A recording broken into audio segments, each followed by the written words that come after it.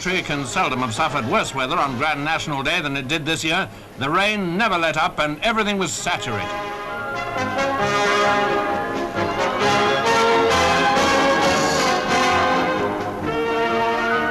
It was nevertheless a royal Grand National, and Her Majesty, arriving with her mother and her sister, was received by Lord Derby and other stewards.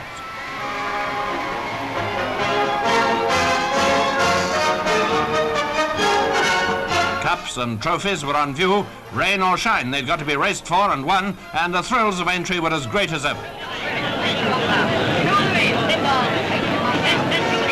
Here are some of the jockeys weighing in before the great steeplechase, and in the paddock some of the runners, looking calm, cool and collected.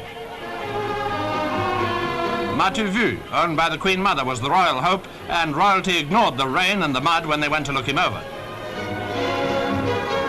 Nervous moments these as the jockeys mount to go out on the parade.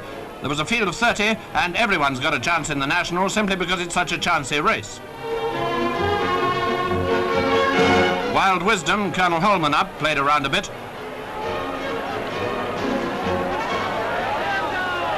Then the field was sent away on its journey of 4 miles, 856 yards, and every yard of it really heavy going. The first fence often takes a heavy toll, but this time it only put 2 out of the race, Mariner's Log and Blue Envoy.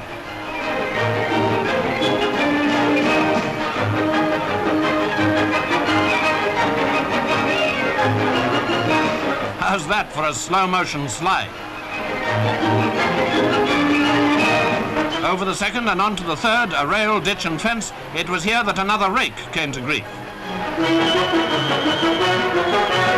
The Queen Mother's M'as-tu vu was well up at this stage, but it was Sundew who showed the way over Beecher's Brook. This jump had been modified on the landing side, but ESB and Muji fell here. Roman Fire also came a cropper. Sundew was still in the lead at the next jump, and here the thinning out process was continued. Sometimes horse and jockey fall, sometimes they simply part company. Sundew continued to show the way round, though quite a number of the runners must know it pretty well.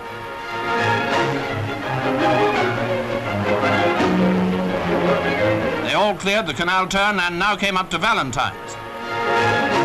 Here's a vivid impression if you like. And this shot gives a pretty good idea of what it's really like to ride in the National.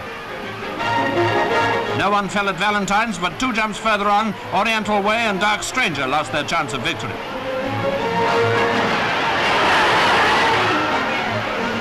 Sundew still headed the field with Steel Lock and Queer Times close up. It was far too soon to do any shouting as they weren't halfway round yet. All the same, Sundew and Steel Lock were certainly going very well, with a whole bunch of good horses in striking distance. Owing to the condition of the course, the water jump had been excluded from the race. There was clearly enough water about without that. Finishing the first circuit now and up in front with Sundew and Queer Times was M'as-tu vu. What a thrill this must have been for the royal spectators. Yes, this was the order now. Sundew, Queer Times and M'as-tu vu as they took the first fences a second time. Gentle Moyer, Steel Lock and Carey's Cottage were there too.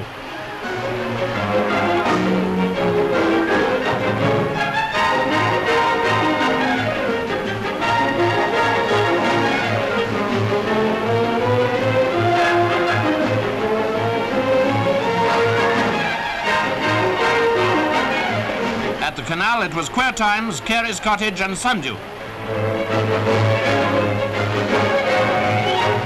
At Valentine's, Queer Times, Carey's Cottage and Tudor Line.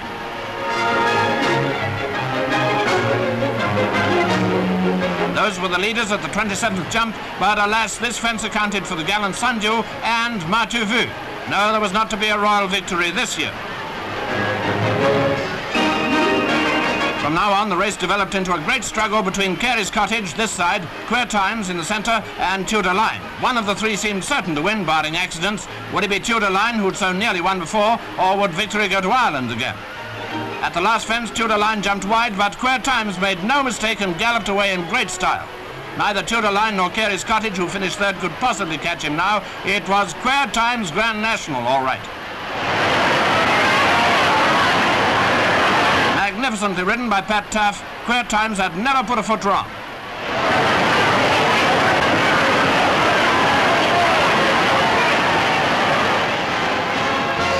His victory was a triumph for his owner, Mrs. Wellman, and it was the 3rd successive national win for trainer Vincent O'Brien. These Irish.